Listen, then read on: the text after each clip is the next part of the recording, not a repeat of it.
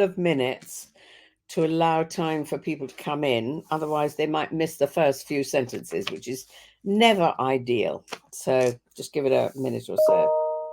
Cool.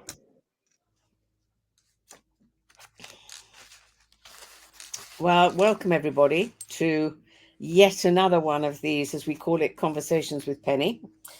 It's been one heck of a journey doing these conversations. I've been having conversations with some really interesting and amazing people from all different areas, from CEOs through to trainers, through to all sorts of different people, but people who also, I believe, share my passion for leadership.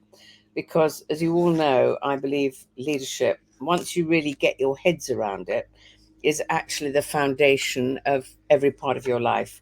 And once you get it and you begin to live and breathe the principles of leadership, I believe that you will powerfully and positively impact every single person whose life you touch. That's how important I think leadership is. So I'm delighted today to welcome the lovely Patrick, who's actually the youngest trainer that we've ever had for a long time. I will let you. I will let you listen to Patrick's own introduction, but I can share with you that I met him, and I'm not good on time. It must be about 2 years ago now, Patrick, isn't it? About 2 years. Yeah. When you came to my house for a coffee to meet me, and you blew my socks off. Your passion, you really did. Your passion, so young, for leadership and wanting to make a difference in people's lives was phenomenal. So, Patrick, I'm going to leave you to introduce yourself, share how we met, and the beginning of our journey together. Yeah, I really like the story of how we met. I think there's a good lesson in there, to be honest. So yeah, I quit my full-time job almost exactly 2 years ago. This was my last week in work 2 years ago. I was worked for Bulb Energy. I was a senior manager there, but as you saw, I've got a real passion for leadership, developing others, and I realized that early on in my career. I've trained to be a professional coach with the International Coaching Federation. So I set up my business, which is now called the Gen Z Coach, helping unlock the potential of young people in the workplace. And when how we met, yeah, I remember my brother had been part of the Living Leader through the Marketing Academy, and then he sort of sent me one of your rambling videos on LinkedIn, and I said, I think you should check out this woman. I think you'll really like her. And I watched your videos, and I was really drawn to you. Just really, as I said to you, and I messaged you, I said, hi, I'm Patrick. I've quit my job. I messaged you about 8 o'clock in the morning on a Saturday and said, I quit my job. I'm setting up a coaching company. I really like your aura. I think you don't live too far from my parents. I'd love to meet you for a coffee if you're free. You messaged me 10 minutes later and just said, Patrick, delighted to hear from you. I'd love to have you over. I hope you don't mind. Come around on this date. I hope you don't mind dogs. And I was like, yes. So yeah, I came just to chat to you and I don't know, get some advice from you. But yeah, you kind of at the end of it, after you spoke to me, you offered me to come on the Living Leader program, and you kind of hinted at the fact of being a trainer, and you told me about your vision for the Living Leader, which I think is what we bonded over particularly. So the lesson, and then now here I am, a trainer, and we have launched the Future Leaders program, delivering it to young people. And I think the lesson for me in that is like, you just have to reach out to people, and you never know what can happen. I don't think young people do that enough, or if they do it more. I mean, there's still a message to myself. Stephen Bartlett talks about rolling the dice. You have nothing to lose and everything to gain. And yeah, it's amazing what's happened in 2 years. So yeah, that was feels like a bit of a sliding doors moment. So I'm grateful to you ever since. And here we are today. I know it is fascinating. I think you're right. There's sometimes you meet people in life and you meet them either because somebody said, I think you need to meet this person. And so they do some introductory phone call or email or something. And you meet them and I don't know how to describe it, but it's almost as though that person has come into your life for an important reason. and they're going to be around for the rest of your life. Some people you meet and you know that there's a reason, but they may not be there for very long, but they're giving you some sort of lesson or something.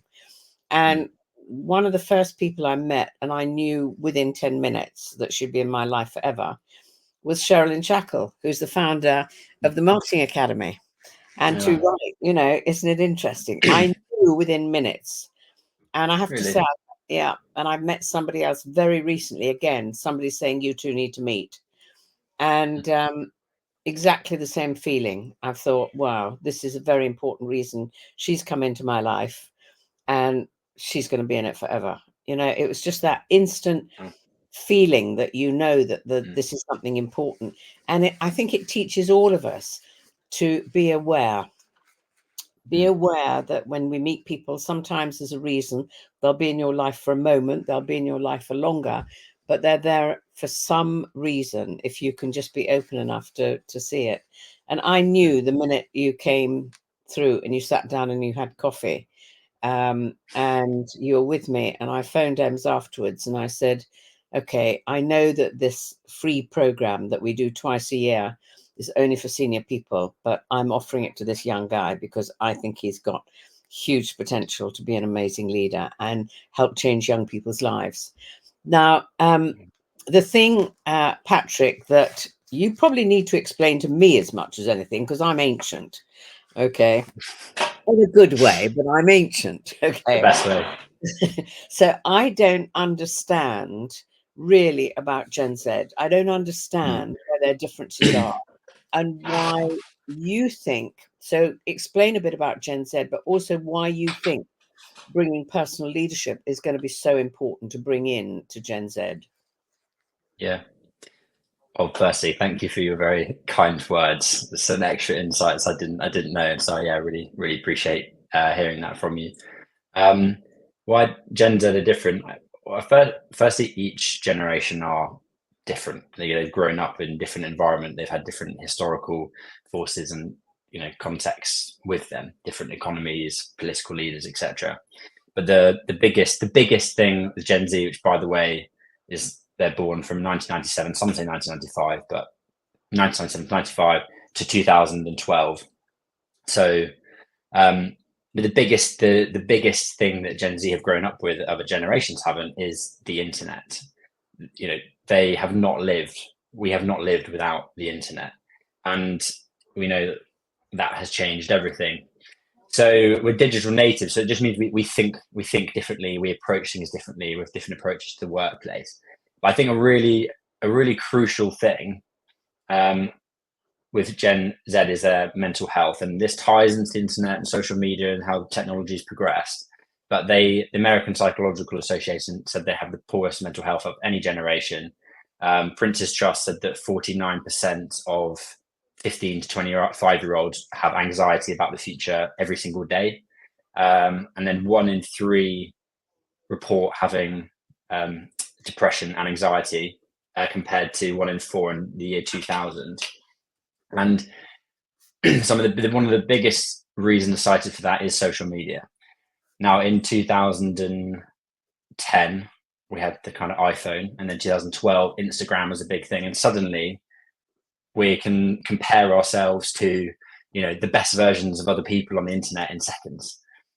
So I think this led to a lot of feeling of not feeling good enough, on the social media and LinkedIn and everywhere. It's the highlight reel, isn't it? People got promoted, or this was the best thing that happened. And growing up with that, it has led to a lot of younger people feeling this sense of not really feeling good enough, always feeling behind, and that is anxiety inducing. So that has a number of kind of impacts, but I think that's the biggest difference. But also, grew up poor economy, 2008 financial crisis, cost of living crisis now. That there's a climate change, wars. We have a heightened awareness of things that are going on in the world. So that causes a lot of anxiety for young people. So that feeds into the workplace as well. So Patrick, you're now working to help them, and I'm curious to know how how you think you can go about doing this. But before I get you to answer this, it's one thing you said that I thought, oh God, this is so true. And there's just one sentence. You said part of the problem is their anxiety about the future. And it's really interesting. There's a book that I've read recently and will read again and again and again, which I think is very, very interesting. And I don't know if you've read it. Have you read the book, Practicing the Power of Now from Eckhart Tolle? Yeah. Well, I'm actually about halfway through it right now. Yeah. And when I'm you reading read it. it, it's really Yeah. interesting because when you think about it, that's where fear comes from. Fear that we're going to Yeah. repeat some of the things in the past, fear that we're not going to be able to make it in the future. Whereas the only place that we can make a difference is now. And I find Mm. that really, really interesting. But I'm curious, how do you go about helping the Gen Z people? Because everything Mm. you said, I don't think any of those concerns are going to get less. I think they're Mm. going to get bigger and bigger. Yeah. Yeah. I think the thing that you've already said it's about awareness. And I think that plays into the power of now. It's awareness of our physical state. And I think this awareness underpins most of leadership, to be honest, and so much of the living leader. For to practice all those behaviors, it all comes back from awareness and being aware of our thoughts, being aware of our breath, our emotions. It all comes back to awareness. So developing that awareness is so important, and practicing, meditative tools. A lot of people don't like the word meditation, but I just call it awareness. Paying attention to your body, getting into the body, because the body is in the present. So I totally agree with what you're saying. I think that's one of the best antidotes. Stimulus response, that is about awareness. In that gap, being aware that there is stimulus, being aware of your physiological reaction in that moment. You have that awareness, and then you can choose. Like, do I want to react or do I want to respond proactively? So that it comes back to awareness. So that's one. I mean, that's the main thing. I could go on, but I'll stop there. Hear your thoughts. Well, no, I'd be interested for you to go on further because I know how passionate you are about helping people.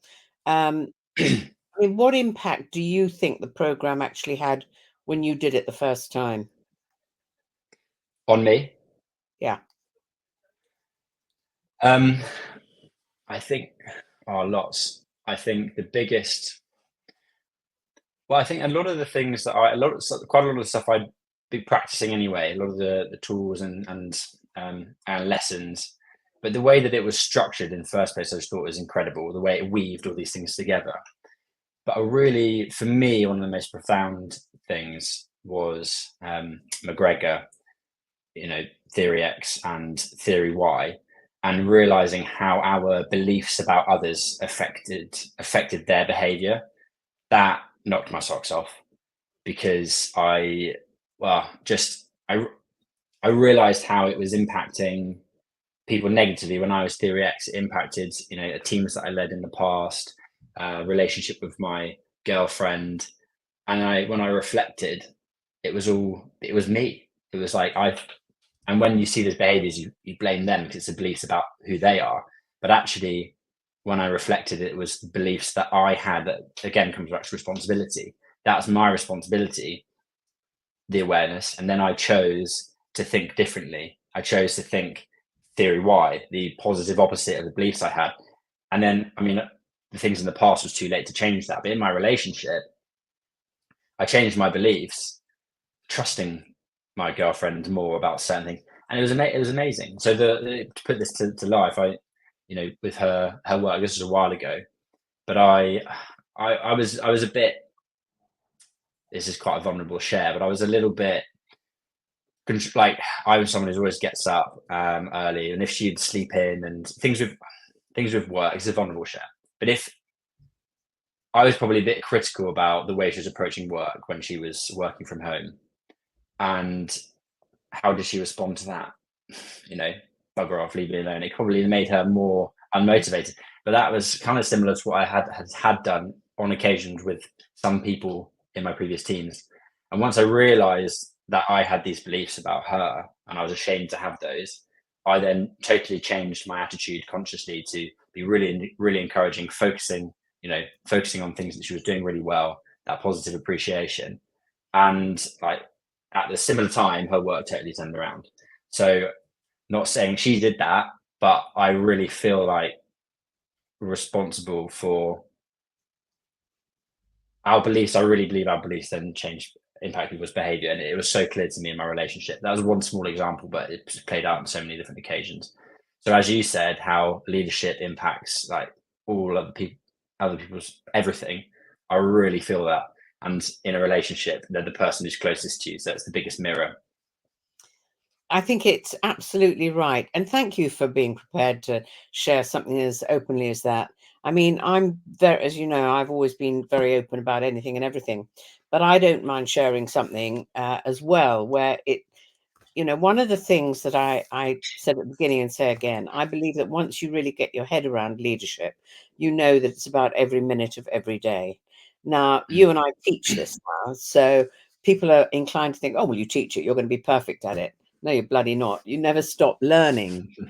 And it's been very interesting because I've had some big personal challenges over the last 6 months, and I ended up being pulled down quite significantly. And I had to pull myself up by the bootlaces and say, hang on a minute, this is nothing to do with the other person. This is to do with me. I'm allowing that behavior to impact me. And it was a while before I really began to own that and say, hang on a minute, you choose your thoughts, nobody else does. You can choose how you react. If that individual chooses to behave like a complete idiot, then I can let that go because that's nothing to do with me. And that was one of the things that made me reread that Eckhart Tolle book and say, come on, Pen, do you really believe this? And coming sort of back and refocusing. So it can happen. Even when you teach this and you know it, you believe in it, you can get thrown into a really tough situation. And suddenly, hopefully, with teaching it, we wake up a bit and say, hang on a minute, what's going on here? And we can pull ourselves back. But one of the things that I'm really curious about, and I want to know how you think about this, you've touched on it, and you've touched on it very, really quite strongly, where you said focusing on people's strengths and telling them what they're doing well rather than everything else is great. Now, I don't know if this is still true today, because as I say, I'm quite ancient. I'm not so much in touch with the young people. But when we really love somebody and we really care about them, I believe, certainly when I was bringing my children up, all my focus was on what they were doing wrong, because I've made so many mistakes in my life. I didn't want them to make the same. So I kept looking for where they might go down the path that would get them in the sort of trouble I was in. So where I put all my attention on what they were doing wrong, and then giving them wonderful pearls of wisdom as to how they could sort it out and what they, I never stopped giving them advice. And I forgot to tell them all the very, very little things that they were doing well. And I forgot because I didn't think they knew I loved them. I never stopped telling them I loved them. But that's different. That's different from noticing little things they do well. Now, turning that around, and you say you've turned it around with your girlfriend a bit, and it's made a huge difference. How much do you think that applies now? Do you think starting from very young, that still, even from teachers at school, that there's still a lot of focus on believing that we're helping people by telling them we're getting it wrong?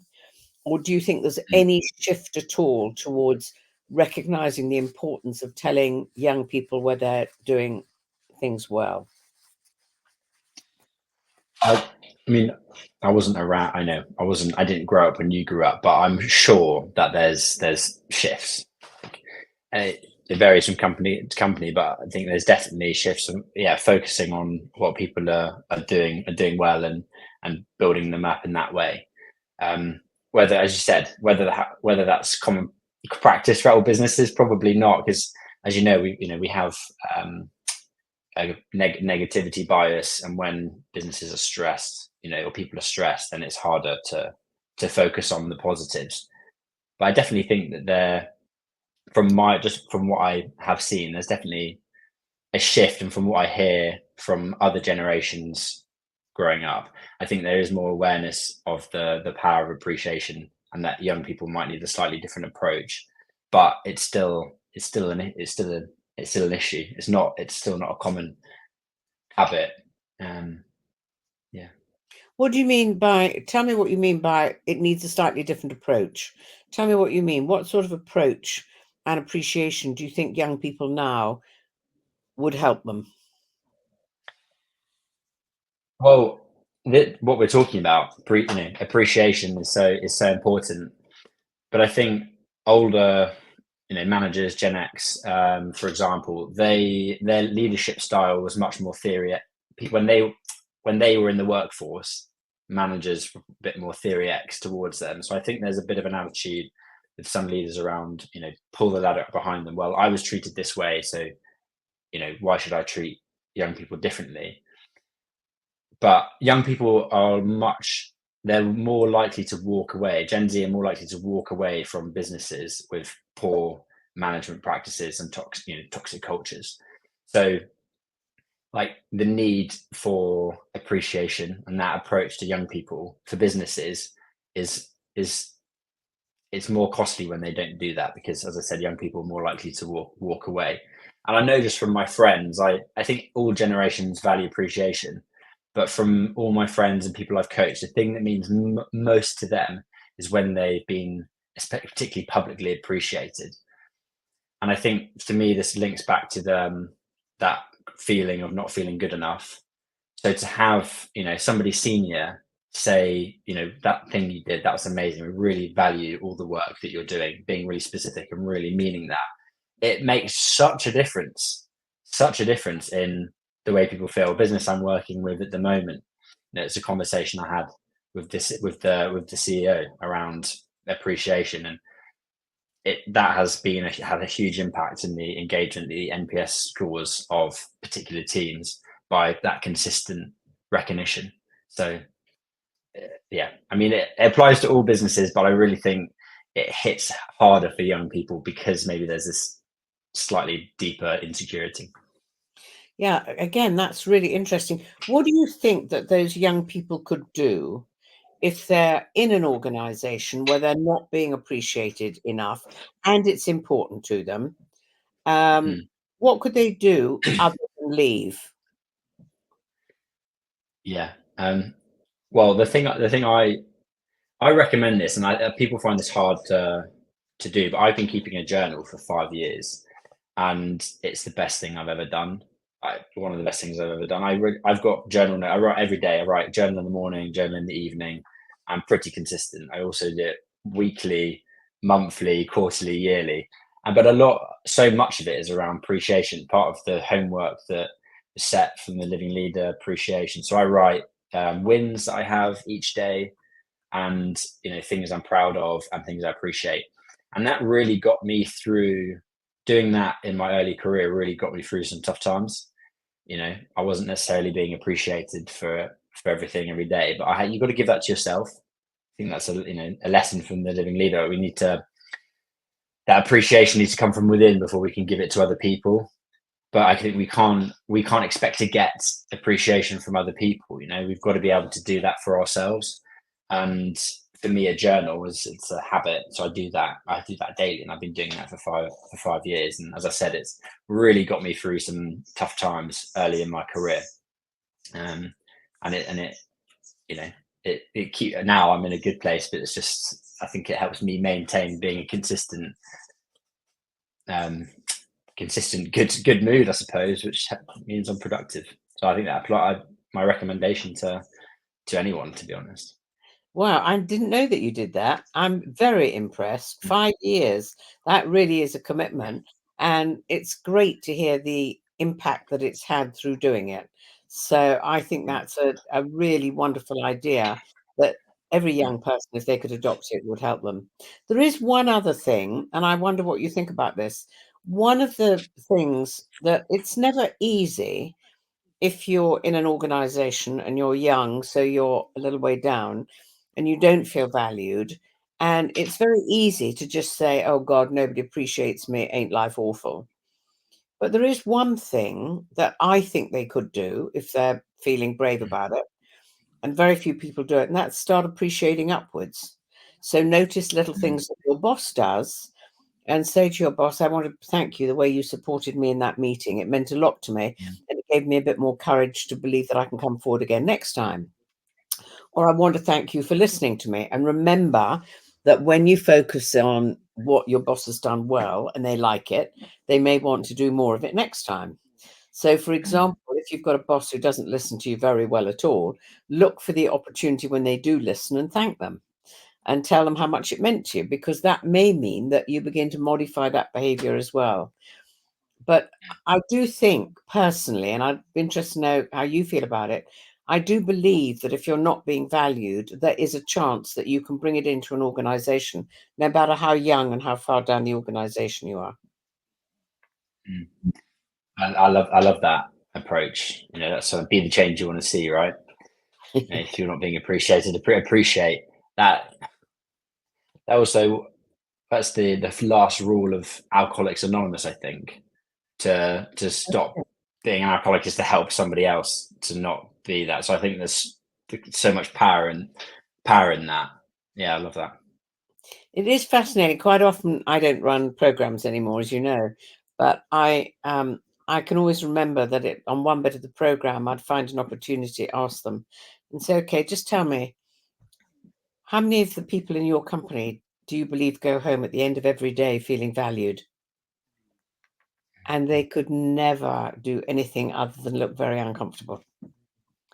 It was, Great question. oh, it's something they hadn't even thought about. And from what you're saying, and tell me if I'm wrong, it sounds to me as though um, Gen Z need that even more. Yeah, yeah, and I totally agree. But then you've inspired me now to like make that a focus. We touched on that, but I don't think I've come at it with the lens of particularly around appreciation and be the change you want to see. I think that's really powerful because it's then taking responsibility to create that kind of culture. You know. Eh, yes, and I think it is. Tell me, Patrick, the sort of companies that you now work with, or the sort of individuals, how much are you able to influence? If are you working just with the young people, or you're working with the whole company? Where exactly are you working? Tell me a bit more about where you work. Yeah, so some companies I'm working with the whole business, mostly young people, but work with some of the directors and managing directors. So with their young workforce, there's a recruitment company in Bristol, for example, that I'm working with. I have one-on-one coaching sessions with all employees, and then I have training sessions, which go on various topics based on what they need. Some of the appreciation, listening, these type of things. But then I work with the young workforce kind of ongoing. But then I'll with the directors and the managing directors, I have Gen Z insight sessions. So that's a chance for me to help them understand Gen Z, who they are, what makes them different, and really how to engage them and tap into their values, understanding what those values are, and really how to, you know, shape their policies, their communication to really get the best out of them. So it's kind of bridging the gap. At the same time, I help younger people understand a little bit around, the generation of the people that are leading them and how they can, you know, get the best out of them, so to speak, as well. So it's really kind of bridged that gap. But then in some businesses, I'm just working with young people for now. So I think the stage I'm at in my business is great because I can tailor what I offer to each business. So Yeah. So now tell me, you have been the person who is now piloting getting our Future Leaders program off the ground. mm, First of all, how much have you learned from delivering the program to young people? What have you been learning from doing it? mm, it's a good question. Give get's the first thing that comes into my mind. could get. First thing that comes to my mind, I think, the first because it's a lot of material. I think the moments when the moments of I'm catching people's facial expressions and they're looking a bit sleepy or whatever, that I noticed that impacts my energy. And I could the first one I remember coming away feeling a little bit low energy, and I reflected why, and I think I didn't feel I was getting maybe what I thought I expected or wanted. And then I remember speaking to Emma about that. He was like, I think you're focusing on what you're getting. I was like, yeah. So it's such a constant reminder, like really focusing on what you can give in each and every moment. And then it comes back to awareness. It's really such a powerful, the whole time, constant reminder of how I'm feeling. And if I notice that slight reaction, just taking a breath, kind of centering myself and bringing that energy back again. It's hard. I'm still learning that. You're kind of delivering, I suppose, for 3 days straight. So yeah, that's definitely a big. That's the first. I think that's the most prevalent lesson for me. What about you? What have you learned? What have you learned most from the actual delivery parts? Delivery of the young people's or delivery of any program? Any program. Oh my goodness. Well, when I designed the program and I very first ran it, the first insight I had was that I hadn't understood leadership. That was a big wake up call. When I started doing it, I thought, God, and the thing that blew my socks off, I suppose, because I learnt as I was delivering the program. As you know, I will say that somebody up there gave me this program, as if they're saying, this is what you're here for in this lifetime. Get out there and do it and work out what's happening as you go along. And that's a bit how it felt. So, clearly, for however you look at it, I feel that I'm very much on purpose. But the thing I think that blew my socks off was beginning to recognize that actually leadership is incredibly simple. It might not be easy, but it's incredibly simple and boils down to very simple things. So that for me was the biggest learning. And I think the other thing that really did only emerge over the first couple of years of learning it was how much leadership is actually part of every minute of every day of your life. It's too easy for people in organizations to think leadership is about a toolkit, set of skills, that it's a case of picking up your toolkit, you get into the workplace, pick up your toolkit and remember to use it when you hit the workplace. And it's not about that. It's about so much more. It's about who you choose to be as much as anything. And I do think it's why our program, I get so many people saying to me, why is your program different from any others? And I say to them, you've got to recognize I've never attended my program. I've never attended it. I've designed it, but I've never attended it.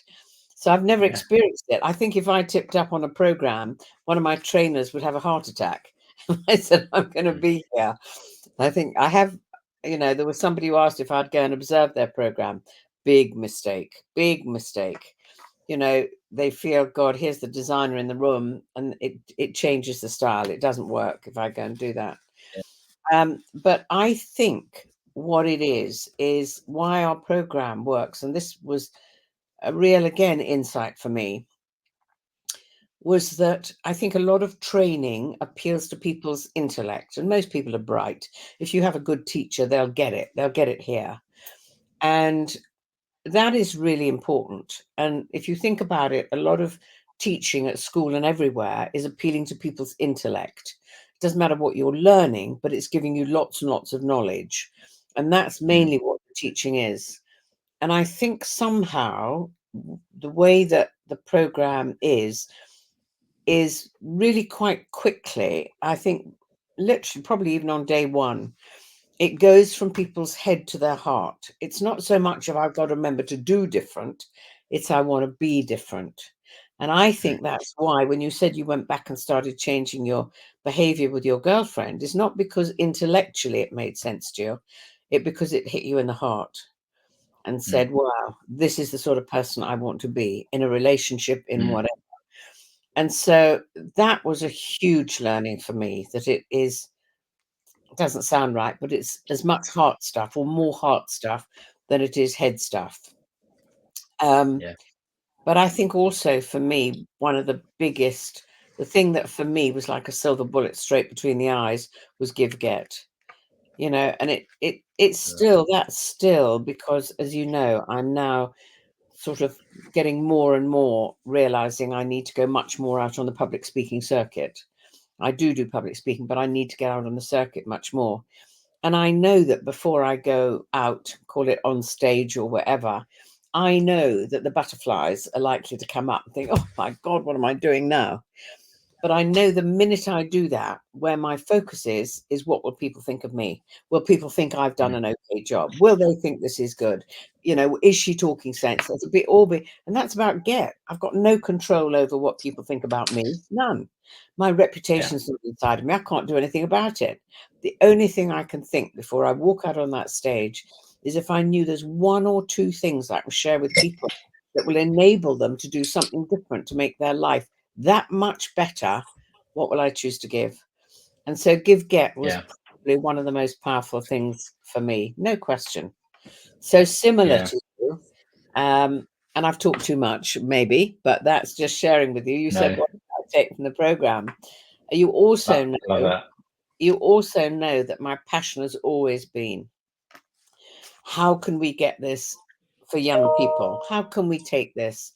Now, I will ask you a question in a minute because I'm really curious to know your answer. But for young people, as you know, I've wanted to do it forever. And anybody could say, well, why haven't you done it before?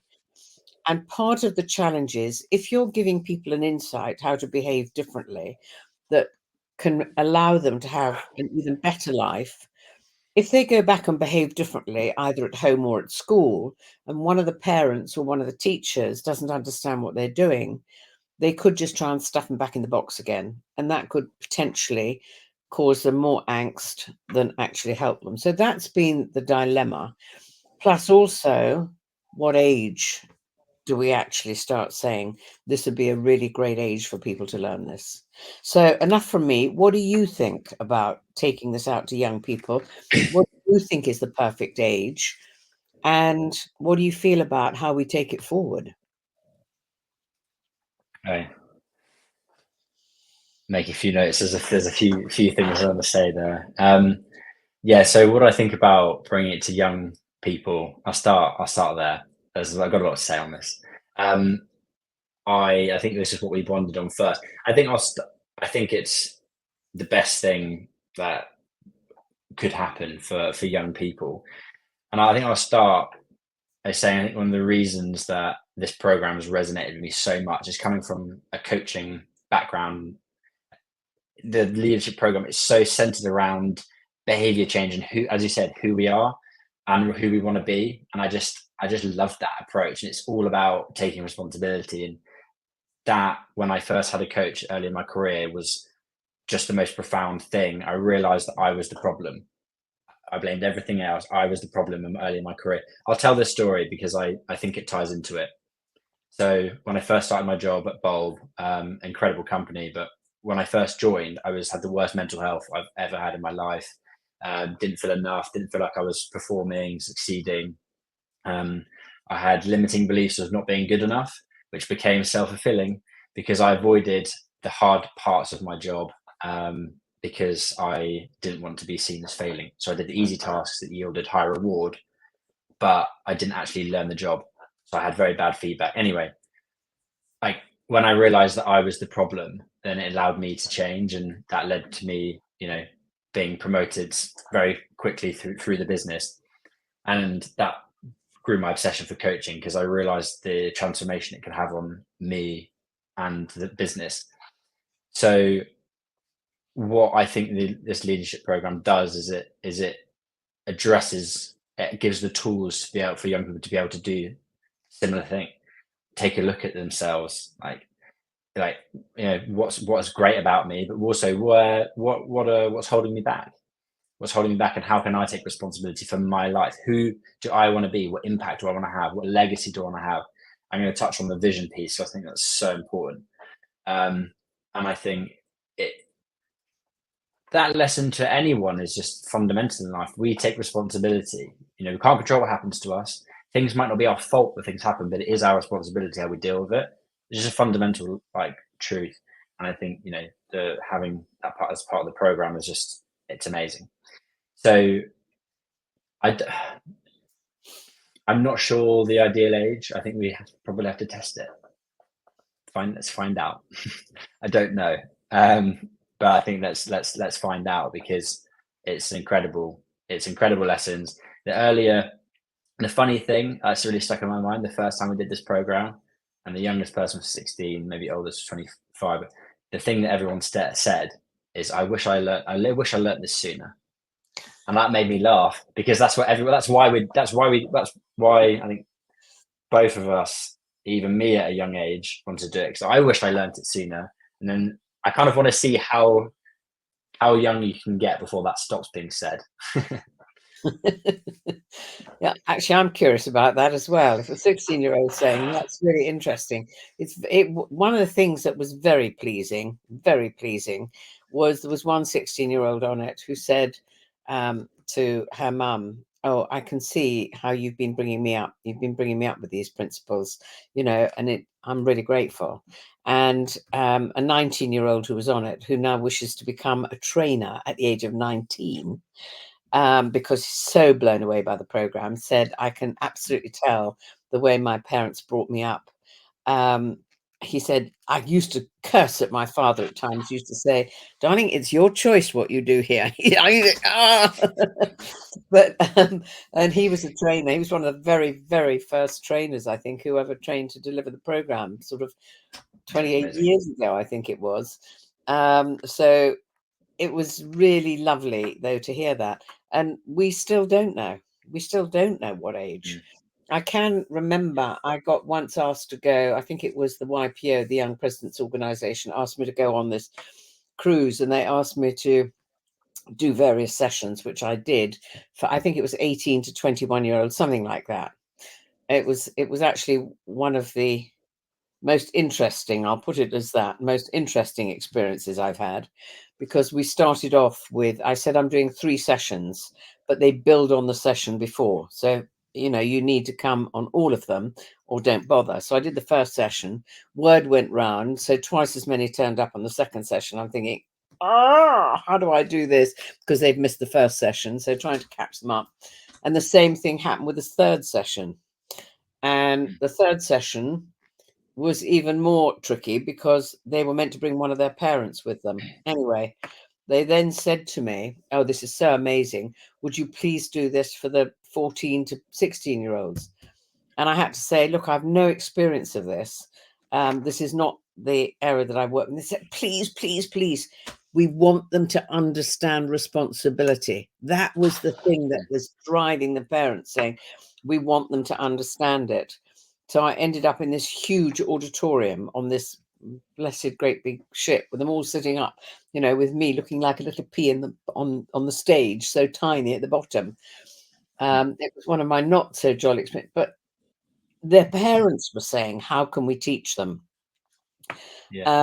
And I think it is absolutely key that for young people, if they can understand it, but until it's linked, and this is where I think this is what our program helps people understand. You cannot look at responsibility without looking at how you think.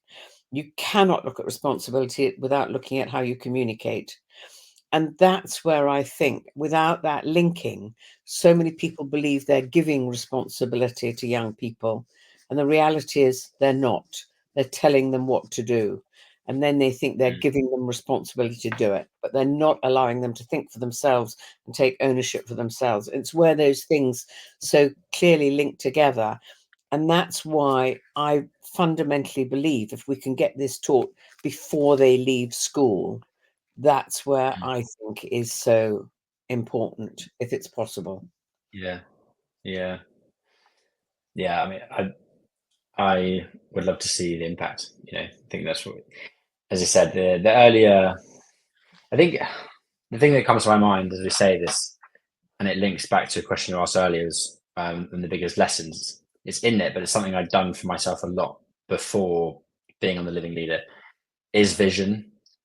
And not that, I think vision has so many layers to it, but I think having that, even as a younger age, like actually thinking about what you want, because when you have a vision, it helps you make a decision for what you want. And when you're thinking about A levels and university, sometimes young people, it's not taught in schools. We're not asked, what do you want?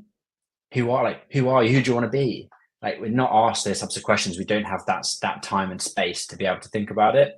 So for me, vision, and that's always ongoing, I think, shaping your vision. I think as young people, I think at early age is possible thinking about that. Just what would I love my future to look like if I knew anything was possible? Because then you can get, as I said, when you're clear on that, you're able to make better decisions. And I think if you can start doing that from an earlier age, I think it will, progression. I think a happy life, it's about direction, not speed. So having a vision like a container ship, it helps you change course ever so slightly. And even if at a young age you make a small change, like 1 to 2 degrees towards the right direction that you want to go, even if you're not 100% sure, over the next 5-10 years, that 1 degrees will make a big difference if you hadn't changed course. And so to me, it's like always that container ship, always just slightly course correcting towards the place where you think you want to go. It's that directional correctness, I think, so powerful over the course of a life. And I said it's direction, not speed. And vision is so important in that. Just tell me something, because I absolutely agree with you. But tell me, how would you say? Would you say is the big difference between vision and a set of objectives? It's a good question. I feel like you probably you have an opinion on this, but a set of objectives, I feel like come once you have a vision. You might have for me, you have a set of objectives to try and reach that vision. The vision, I think, is more like who you want to be in the future, and like what an amazing life would look like. And to me, my vision, it's like, it doesn't have to happen all at one time. It's just I know the things that I want to happen in my life that would make me truly happy and fulfilled. It's more a feeling that I'm after, but I'm aware of, I think, the things that would help me have that feeling, but also in the process who I need to be to have that. So I think the vision is about direction. It's about impact. It's about how you feel. It's about how others feel. Yeah, it's more like an essence as well as having very clear and specific things you'd like to achieve.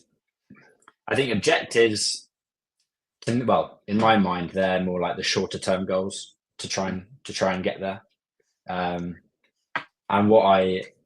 what within that, I think with the vision, it's having that macro patience, knowing that this is going to take some time in my life, but then you've got to have micro urgency. So there's day to day towards those objectives to help you achieve that.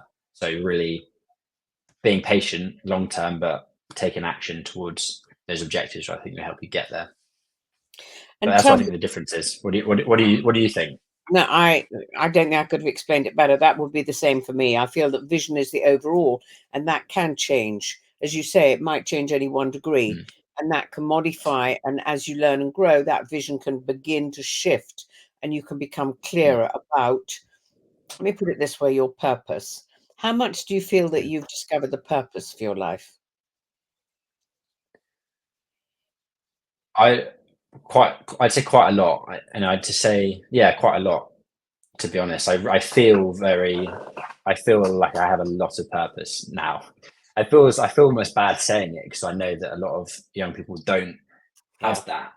But that's why I'm helping them, because I feel I have a lot. I think I want to help people live better lives. That's really what I want. And there's many ways I want to do that, but helping, you know, leadership from the inside out, growth, happiness from the inside out, like it all starts from within. It's responsibility. It all starts with us, and helping people learn the skills, the tools, the mental mastery to be able to do that. I just think so powerful. So much of communication and challenges and issues can be solved through mental mastery, taking responsibility. And I'm on a journey. Like, I do not have it all worked out, by no stretch of the imagination, but I have a coach who also has a coach. So I'm being trained and learning as much as I can. I'm able to, I have so much purpose and meaning from focusing on developing myself and then learning those tools and skills to be able to like pass on. So I feel like it's a really beautiful cycle of kind of helping me to help myself, but then being able to help others do the same as I go. And I think I'll do that for my whole life. And I want to, learn. I want to learn to be able to be as happy, content, fulfilled, and supportive to others as I can, and help others do the same. So whether I don't, I've got a vision, but I also don't know what's going to happen. I've got a vision, but I might change that. So, but the elements of coaching and developing others, it's just something that I feel incredibly passionate about, and I want to do that my whole life in potentially various forms. I don't know, but yeah. So I feel like I have a lot of purpose in what I do, and I love being able to have a business that supports that passion, but then supports other areas of my life. That was part of my vision at a young age, to be able to do something like that. I didn't know it'd be coaching, but yeah. That's pretty impressive, actually, to have got that sort of vision and your purpose, even though it's sort of expanded as you talked about it, but your purpose, you're pretty clear that you have got a purpose about what you're here for. And I think that's lovely. I think it's great. Where would you like to be 5 years from now? I would like to grow the business and have other young coaches supporting me in developing graduates in as many businesses as possible. I like to work with bigger businesses. I mean, what I really want, maybe 5 years. But I think beyond that, what I'd really love is to support businesses that are helping the environment in some way. So it's water, food, energy, but helping grow those businesses from the inside out. This is actually not 5 years. This is beyond that. Right now, I'm really passionate about helping young people, but I also really care about the environment. So if I could help young people and the rest of the business, to be honest, whilst helping businesses that are doing good, to me, that's just double whammy. So that's more longer term. But 5 years, yeah, I want to be able to support as many young people as possible in what we've described, really, and help businesses evolve with Gen Z so that they can also get, they can learn to get the best out of them, and Gen Z can get the best out of the workplace. Sounds pretty good to me, Patrick. Now, you have got a program coming up. When is it? October 10th, 11th, and November the 5th. Is that right? Yeah. So you're delivering. Yeah, excited. Yeah, I know. And where's it going to be? I actually don't know where it is. I haven't been told. Oh, I haven't been told. I've got the dates in the diary, but I'm not sure. Do you know where it is? well, I don't know exactly, but Emma did tell me today it's Newcastle way. So Oh, yes, great. Another correct. that. Yeah. So just tell people who are on here, and whether they're on here or listen to it later, just tell people why you think it'd be a really good thing. And it is, I believe, age 18 to 23, is it? 18 from 18 to 23-year-olds. So you tell people why you think it would be a wonderful opportunity for them to join you on that program. Well, so who am I speaking to? Am I speaking to young people or the organisation? Everybody. Everybody. You absolutely have to go on it, because it's life changing. It's life changing. It really can be. If the tools, the concepts, the impact that it has it really is life changing. Being able to all the concepts which you talked about, really get clear on who you want to be, what you want for your life, and take responsibility for your thoughts, your thinking. Like, those are skills that will last you forever, and it helps you make better decisions. It helps you become a better friend, a better employee, a better colleague. You know, able to, you know, appreciate others. Like, as you said, the ripple effects are enormous, and we can't really quite imagine the ripple effects. You know, I had a coach 5 years ago, wasn't the living leader, but some similar concepts, and I'm here today. And I think what I'm seeing in the work that I do, through the living leader or not, other young people are wanting to also try and empower others around them. I think they are feeling the way I felt, and they are wanting to, wow, this is amazing. Like, we want to be able to engage with people in a new way and shape our lives differently. And those ripple effects for organizations is insane and beyond. So I really think it's essential and fundamental, to be honest. And so if anybody is interested, please email us at The Living Leader. Probably the best person is katie@thelivingleader.com. But do, and Patrick would be absolutely delighted to have some of you saying, I really want to learn how to do this and become more like Patrick, maybe. Who knows? Patrick, we've only got a few minutes left. Yeah. If you wanted to leave people with a couple of really important things that they might like to consider doing differently that could make their life a little bit better, what would you suggest that they do? Appreciate. Pay attention to what's around you and appreciate the small things, and make a habit of that. That's one of the most powerful things, being appreciate those around you. Just having a journal or even however you want to do it, but appreciating the small things or the big things, because it never ends. That's a journey of appreciation. Yeah, I don't know if I need to say anything else. That's really what I feel most strongly about right now. Okay. Appreciation. Yeah. So, Patrick, I'd like to say thank you very much. Thank you for giving me an No hour of your worries. time. I really do. And I'd like to say that I was right when I first met you. I knew when I first met you that you'd got real potential. You are showing it in spades, Thank you. and you're giving it back to people in a way that is passionate, caring, and very inspirational. And you are already making a difference in people's lives. You're already, at this very young age, leaving a legacy. And I thank you. And I'm thrilled that you're part of the Living Leader. And so thank you for your time today, Patrick. Thank you so much, Penny. And thank you for believing in me and giving me,